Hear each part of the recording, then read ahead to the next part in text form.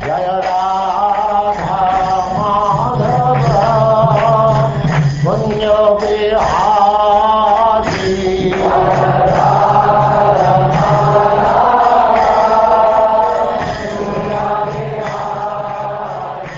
And now Chapter 12, The Perfect Society, 4 Spiritual Classes.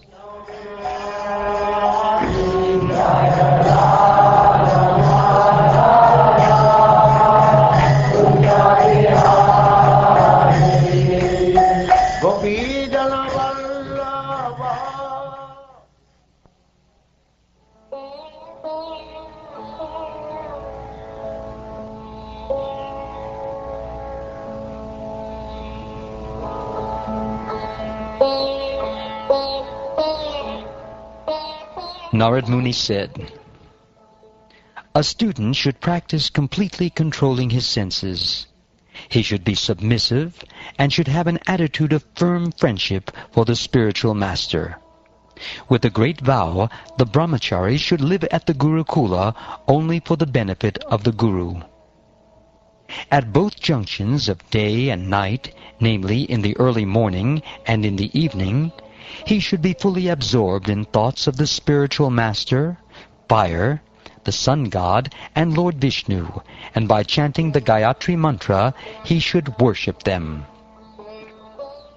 Being called by the spiritual master, the student should study the Vedic mantras regularly. Every day, before beginning his studies, and at the end of his studies, the disciple should respectfully offer obeisances unto the spiritual master. Carrying pure kusha grass in his hand, the brahmachari should dress regularly with a belt of straw and with deerskin garments. He should wear matted hair, carry a rod and water pot, and be decorated with a sacred thread as recommended in the Shastras. The brahmachari should go out morning and evening to collect alms, and he should offer all that he collects to the spiritual master. He should eat only if ordered to take food by the spiritual master. Otherwise, if the spiritual master does not give this order, he may sometimes have to fast. A brahmachari should be quite well behaved and gentle, and should not eat or collect more than necessary. He must always be active and expert, fully believing in the instructions of the spiritual master and the Shastra. Fully controlling his senses, he should associate only as much as necessary with women or those controlled by women. A brahmachari, or one who has not accepted the grahastha ashram, or family life, must rigidly avoid talking with women or about women, for the senses are so powerful that they may agitate even the mind of a sannyasi, a member of the renounced order of life. If the wife of the spiritual master is young, a young brahmachari should not allow her to care for his hair, massage his body with oil, or bathe him with affection like a mother. Woman is compared to fire, and man is compared to a butter pot. Therefore, a man should avoid associating even with his own daughter in a secluded place. Similarly, he should also avoid association with other women. One should associate with women only for important business and not otherwise. As long as a living entity is not completely self-realized, as long as he is not independent of the misconception of identifying with his body, which is nothing but a reflection of the original body and senses, he cannot be relieved of the conception of duality, which is epitomized by the duality between man and woman. Thus there is every chance that he will fall down because his intelligence is bewildered. All the rules and regulations apply equally to the householder and the sannyasi, the member of the renounced order of life. The grahastha, however, is given permission by the spiritual master to indulge in sex during the period favorable for procreation. Brahmacharis or grahasthas, who have taken the vow of celibacy, as described above, should not indulge in the following: applying powder or ointment to the eyes, massaging the head with oil, massaging the body with the hands, seeing a woman or painting a woman's picture, eating meat, drinking wine, decorating the body with flower garlands, smearing scented ointment on the body, or decorating the body with ornaments. These they should give up. According to the rules and regulations mentioned above, one who is twice born, namely a Brahmin, Kshatriya, or Vaishya, should reside in the Gurukula under the care of the spiritual master. There he should study and learn all the Vedic literatures along with their supplements and the Upanishads, according to his ability and power to study. If possible, the student or disciple should reward the spiritual master with the remuneration the spiritual master requests, and then, following the master's order, the disciple should leave and accept one of the other ashrams, namely the Grihastha ashram, Vanaprastha ashram, or Sannyas ashram, as he desires. One should realize that in the fire, in the spiritual master, in oneself, and in all living entities, in all circumstances and conditions, the Supreme Personality of Godhead, Vishnu, has simultaneously entered and not entered.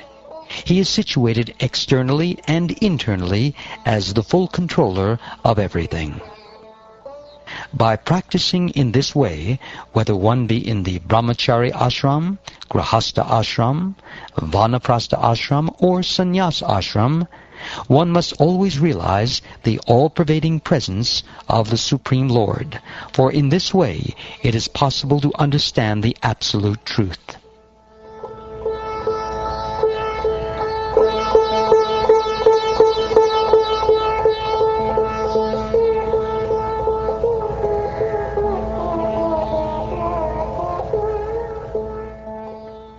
O King, I shall now describe the qualifications for a Vanaprastha, one who has retired from family life.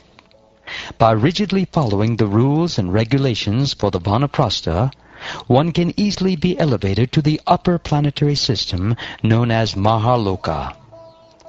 A person in Vanaprastha life should not eat grains grown by tilling of the fields. He should also not eat grains that have grown without tilling of the field, but are not fully ripe. Nor should a Vanaprastha eat grains cooked in fire. Indeed, he should eat only fruit ripened by the sunshine. A Vanaprastha should prepare cakes to be offered in sacrifice from fruits and grains grown naturally in the forest. When he obtains some new grains, he should give up his old stock of grains. A Vanaprastha should prepare a thatched cottage or take shelter of a cave in a mountain only to keep the sacred fire, but he should personally practice enduring snowfall, wind, fire, rain, and the shining of the sun. The Vanaprastha should wear matted locks of hair on his head and let his body hair, nails, and mustache grow. He should not cleanse his body of dirt. He should keep a water pot, deerskin, and rod, wear the bark of a tree as a covering, and use garments colored like fire. Being very thoughtful, a Vanaprastha should remain in the forest for 12 years, 8 years, 4 years, 2 years, or at least 1 year. He should behave in such a way that he will not be disturbed or troubled by too much austerity. When because of disease or old age, one is unable to perform his prescribed duties for advancement in spiritual consciousness or study of the Vedas, he should practice fasting, not taking any food. He should properly place the fire element in his own self, and in this way give up bodily affinity by which one thinks the body to be oneself or one's own. One should gradually merge the material body into the 5 elements: earth, water, fire, air, and sky. A sober, self-realized person who has full knowledge should merge the various parts of the body in their original sources. The holes in the body are caused by the sky. The process of breathing is caused by the air. The heat of the body is caused by fire, and semen, blood, and mucus are caused by water. The hard substances like skin, muscle, and bone are caused by earth. In this way, all the constituents of the body are caused by various elements, and they should be merged again into those elements. Thereafter, the object of speech, along with the sense of speech, namely the tongue, should be bestowed upon fire. Craftsmanship and the two hands should be given to the demigod Indra. The power of movement and the legs should be given to Lord Vishnu. Sensual pleasure, along with the genitals, should be bestowed upon Prajapati. The rectum, with the power of evacuation, should be bestowed in its proper place unto Mrityu. The oral instrument, along with sound vibration, should be given to the deities presiding over the directions. The instrument of touch, along with the sense objects of touch, should be given to Vayu. Form, with the power of sight, should be bestowed upon the sun. The tongue, along with the demigod Varuna, should be bestowed upon water. And the power of smell, along with the two Ashvini Kumara demigods, should be bestowed upon the earth. The mind, along with all material desires, should be merged in the moon demigod. All the subject matters of intelligence, along with the intelligence itself, should be placed in Lord Brahma. False ego, which is under the influence of the material modes of nature, and which induces one to think, I am this body, and everything connected with this body is mine, should be merged, along with material activities, in Rudra, the predominating deity of false ego. Material consciousness, along with the goal of thought, should be merged in the individual living being, and the demigods, acting under the modes of material nature, should be merged, along with the perverted living being, into the supreme being. The earth should be merged in water, water in the brightness of the sun, this brightness into the air into the sky into the false ego into the total material energy, the total material energy into the unmanifested ingredients, such as the pradhan feature of the material energy, and at last the ingredient feature of material manifestation into the supersoul. When all the material designations have thus merged into their respective material elements, the living beings, who are all ultimately completely spiritual, being one in quality with the Supreme Being, should cease from material existence, as flames cease when the wood in which they are burning is consumed. When the material body is returned to its various material elements, only the spiritual being remains. This spiritual being is Brahman and is equal in quality with Parabrahman.